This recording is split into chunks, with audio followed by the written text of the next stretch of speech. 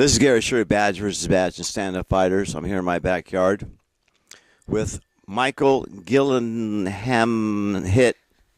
Michael Gilliland. Michael Gillen. He's Irish. And Japanese. Okay. I always mess up people's name. I at least got it close. Like I said, at the gym, I don't call the kids by their name. I call them by the color of the shirt. Mr. Black, Mr. Blue, Mr. Pink. But anyway, we're not here for that. We're here about the fight on October 19th. I know that you are with Camel for quite a few years now, and your wife.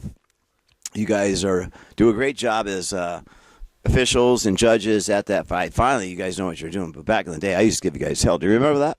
No, I just started like a couple years ago. Oh, really? You don't remember? Hey, well, your wife will remember. The first show I was there, they still say they talk about it. It was pretty bad. I guess I was that rude. But anyway, you're fighting a young cat I interviewed here earlier, Jay, Marcus Young.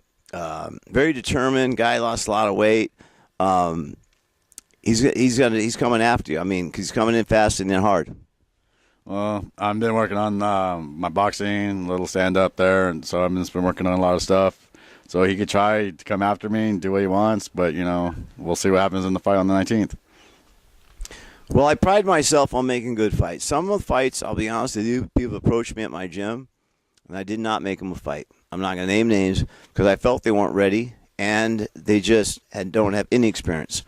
You guys both have been rolling and doing it on and off, and I've seen you both work out, and this is a good fight. You both took the fight. I think it's a 50-50 fight the way I see it. It just depends on the strategy of the fight. I know how he's going to come in, more of a grappler wrestler, and I know you're going to use your height.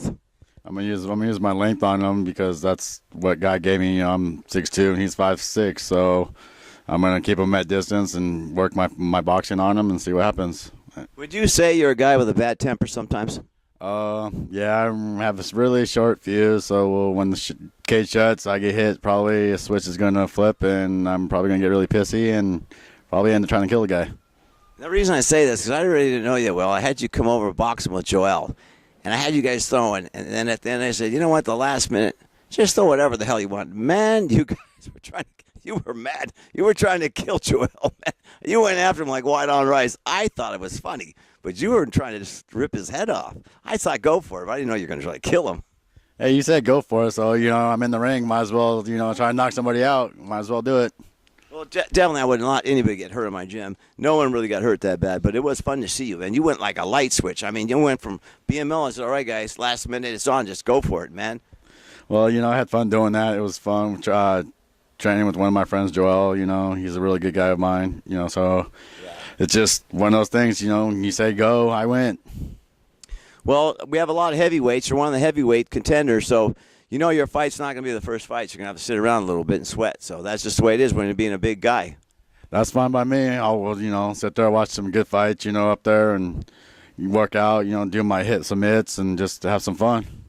Well, I hope it all goes well. The person that scares me sometimes is your old lady sometimes. She scares me, but I love her. I request her at every show because people I can't say the word, they don't mess with her. I didn't say the F word. Yeah, well, she's not working that night. She's going to be my support, there, cheering me on. Actually, we're doing this for breast cancer awareness.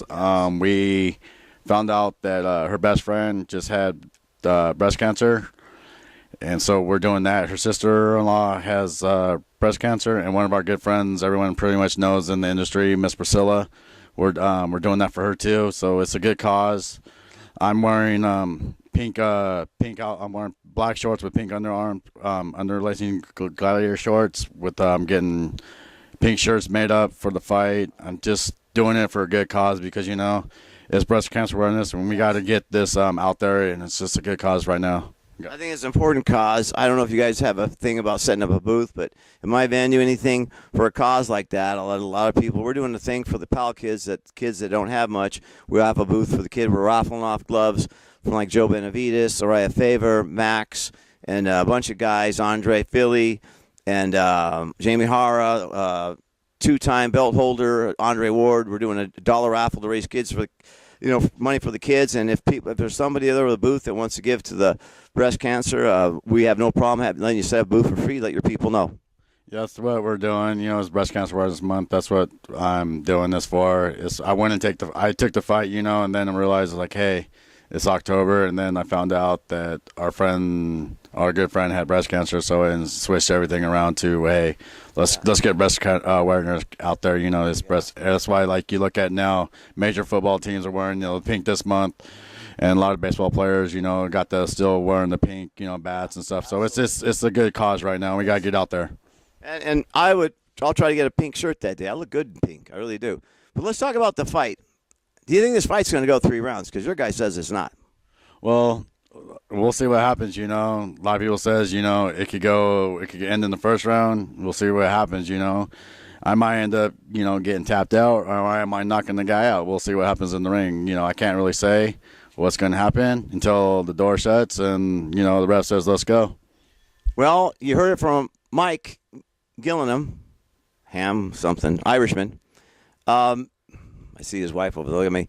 Mike's going for the knockout. I think the other guy's going for the submission. So something's going to happen. But Mike's no slouch on the ground either. No, I've been working a lot of my jiu-jitsu takedowns. So we'll see what happens in the fight. I've been working a lot with, you know, special guys that I, you know, won't name names, you know, that are really good in the industry. So we'll see what happens. I've been putting a lot of work in, you know, dropped a lot of weight, you know, so cardio's up. So we'll see what happens. I'm hoping he doesn't get out of the first round, but if it does, you know, I'm going to probably outlast him probably until the third round. But I'm trying to go home and spend some time with the family, and let's make it an early night.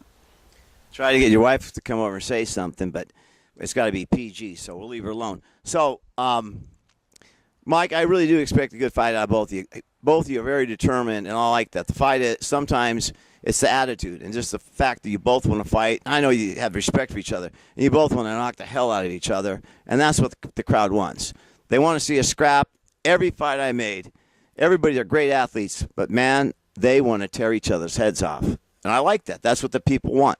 You know, at the end of the day, that's what it's all about. Yeah, I train with them, you know, a little bit.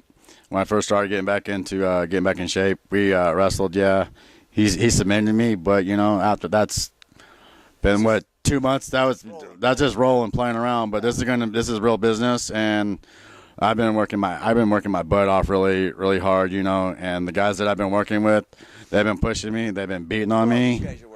Say? No, I really don't want to say their names. You know, I've been at Deep Academy down in Fairfield. You're working with a bunch of guys down there.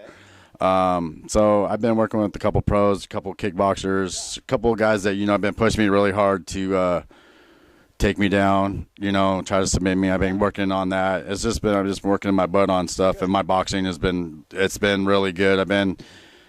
I got personal guys that been in this industry that are, you know, champs in, you know, certain weight classes and certain organizations that been pushing me, been punching me, that I've been taking really hard punches.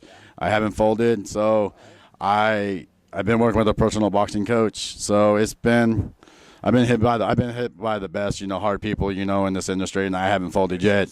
And I'm still standing, you know. People say, you know, Dave Huck was one of the hardest hitters, you know, in California. No, Dave Huckabee didn't hit me. I was planning on, you know, messing with Dave and say, hey, let's come hit me, you know. But I've been hit by the second hardest guy in Sacramento right now, and I was standing from that. You know, I took a bunch of shots from him, and hey, you know, we went full out on that, and I was still standing. He pushed me, but you know, that's why I love the guy. You know, he's one of my. You know, that's what they are for. I'm not trying to put you on the spot with the other gyms. I'm running out of time. My ladies going here, because I always want to give a shout out to the gyms. So I understand the training, but anytime we get a shout out to these professionals that have great gyms, a lot of people want to know where to go. But you'll find out where he trains after he gets a knockout or whatever happens on that fight. But Marcos is a tough guy. Mike's a tough guy. So as we say in Roseville, I always give it up. I always give it up to La Raza. What about you, Mike? Got anything to give it up to? I like to give it to my wife. My wife's my rock, you know. So that's what I'm doing this for, you know, for her support, you know, because I'm there for her. So she's there for me right now. So when I was, I just want to tell my wife that I love her. So this is all for you. You're a sweet man. Put it there, Mike. Good stuff.